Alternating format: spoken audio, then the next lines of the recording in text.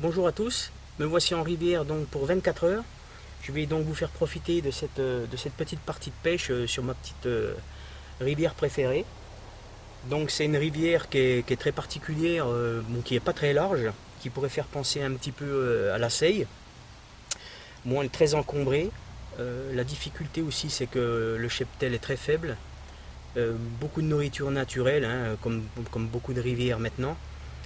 Donc on va voir un petit peu comment que je peux faire pour prendre du poisson rapidement. Donc je vais beaucoup jouer sur l'attraction de mes appâts. Des aplats assez très clairs, hein, très flashy, avec très odorant quoi. Donc avec très peu d'amorçage. Légèrement décollé du fond parce que le fond est quand même... il y a pas mal de détritus sur le fond. Donc pour être juste décollé, juste au-dessus du substrat quoi. Donc voilà. Bon, j'aurais pu amorcer à l'avance, ça aurait été mieux, les résultats auraient été peut-être moins aléatoires. Mais bon, il faut savoir que sur cette rivière-là, quand on arrive à prendre un ou deux poissons dans le week-end, c'est déjà un très bon résultat.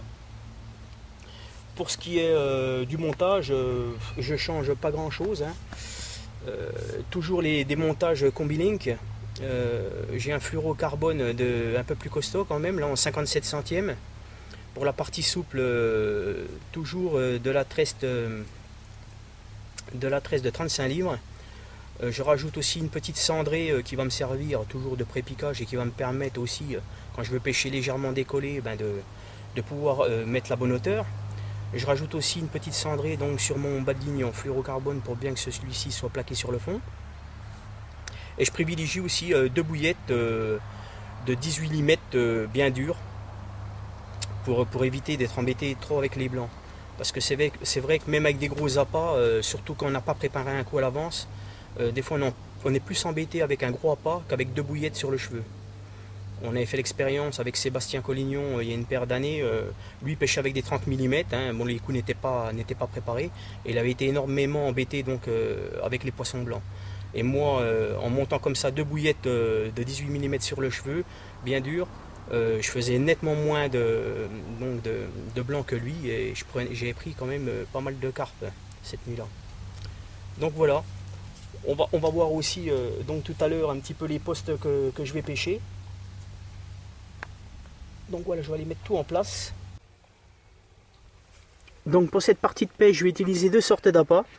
Les cignols combinés avec une flottante squid et les species salmon combinés avec une spécifiche. Voilà, légèrement équilibré, ça va pêcher juste au-dessus du substrat.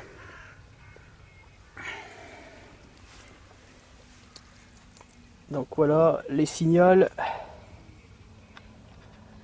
et les species salmon prêtes pour aller rejoindre la rivière. Allez, on est parti.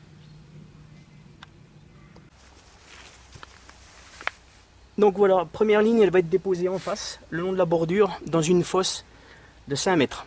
Donc une zone où les poissons se tiennent régulièrement. Allez, c'est parti.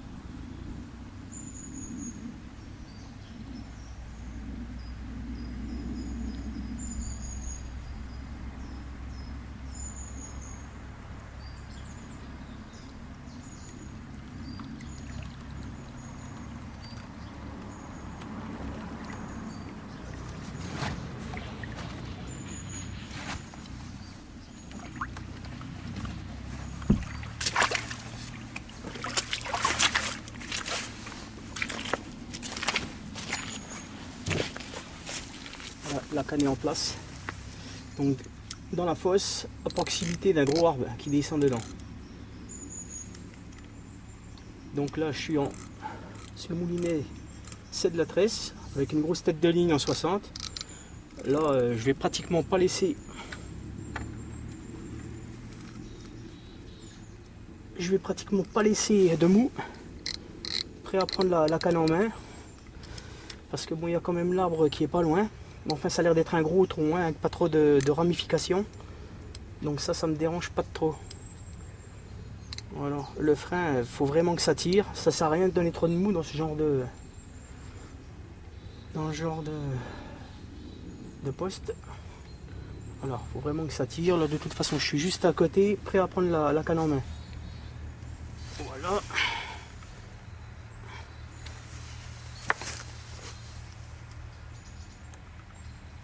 Hop.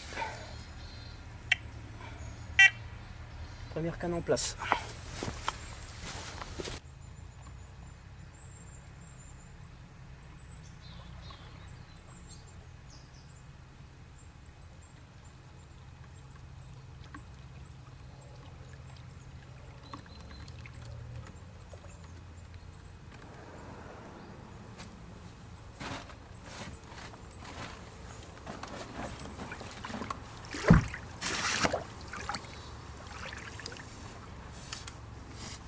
Voilà, la canne est tendue dans 3,50 m et juste sur le plateau de sable.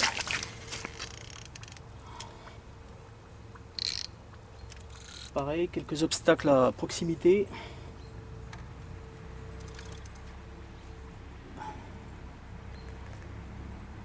Donc les freins sont serrés.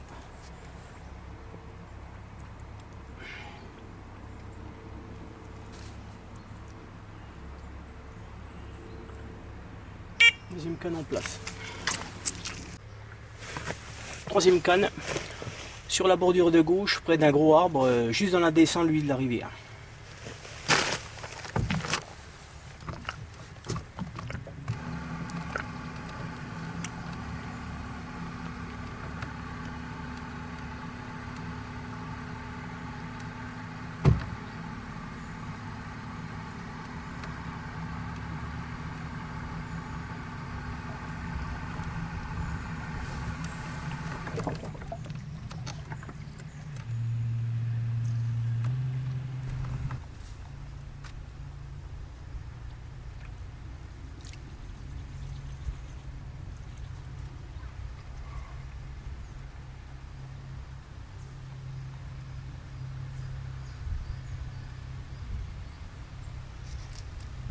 La canne est parfaitement en place sur une zone de dur, à proximité des obstacles. Donc là, c'est des bouillets de signal.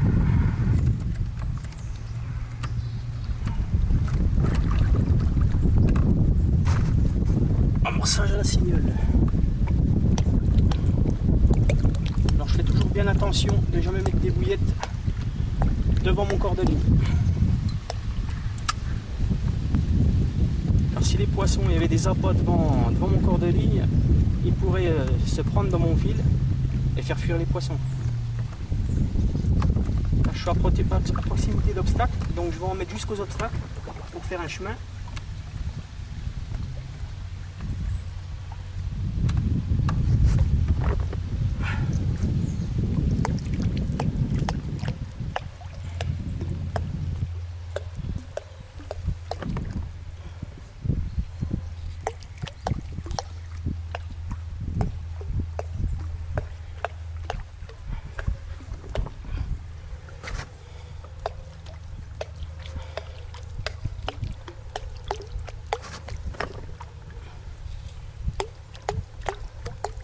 J'éparpille toujours mes appâts.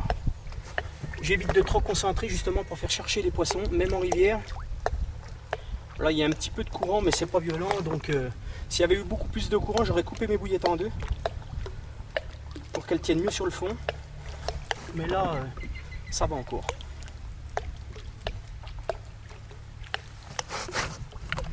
Un petit peu amorçage en étoile.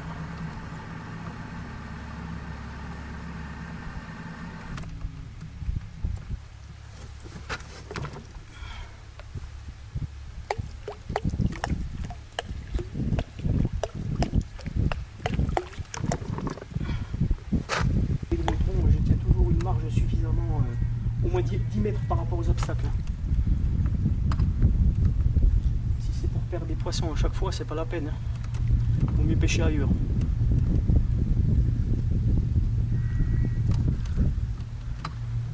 C'est pour ça que c'est important de pêcher avec un corps de ligne en tresse pour qu'il n'y ait aucune élasticité.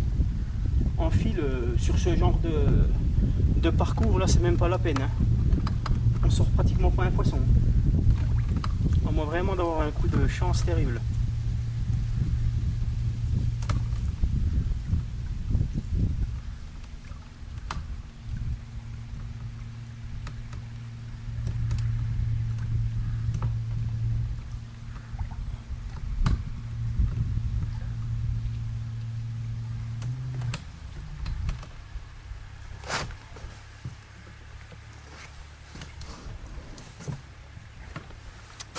Troisième canne tendue. Quatrième canne, la bordure d'en face, dans 2,50 m. Pareil, un petit plateau sableux. Donc je vais la poser vraiment en bordure. Ça sera la canne la plus près. La plus près des vagues. Et surtout, il surplombe la rivière. Bon, ben voilà, la nuit a été calme. Trop calme à mon goût, mais bon, on ne peut pas gagner à chaque fois. Donc je vais en profiter pour vous présenter une petite astuce. Comment relier un lead core à un corps de ligne proprement. Donc là, je vais utiliser donc de l'Expert X-Core 45 livres Starbets que je vais relier donc moi à une tête de ligne de 60 centièmes. Donc on va voir. Dans un premier temps, donc on va retirer 5 à 6 cm d'âme en plomb.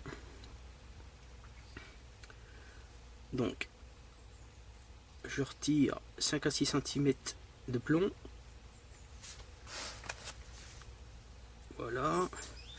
Après, je brûle la partie de la tulipe pour éviter qu'elle s'effiloche, tout en laissant l'ouverture, une petite ouverture au milieu pour pouvoir passer donc mon corps de ligne. Voilà.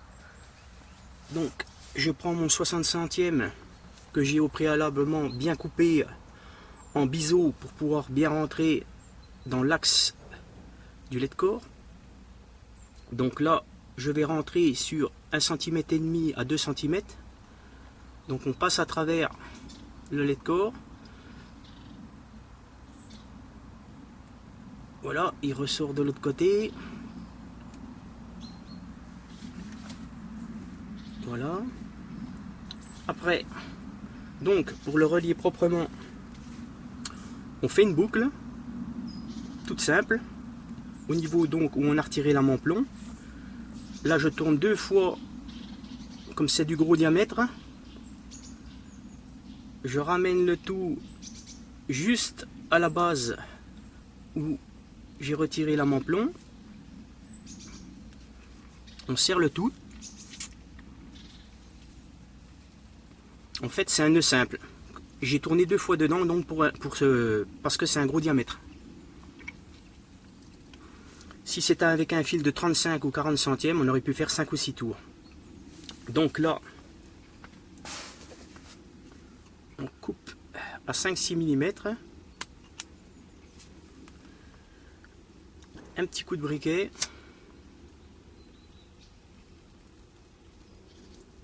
On aplatit pour faire un plat. Voilà, le raccordement est parfaitement fait. On obtient donc quelque chose de très propre. Voilà pour cette petite astuce. Maintenant, moi, il me reste quelques heures de pêche. J'espère toujours avoir un éventuel départ. Mais bon, c'est pas grave. Hein. Le principal, c'est de prendre un maximum de plaisir au bord de l'eau. Bon, ben voilà, je vous dis à une prochaine fois. Allez, à plus.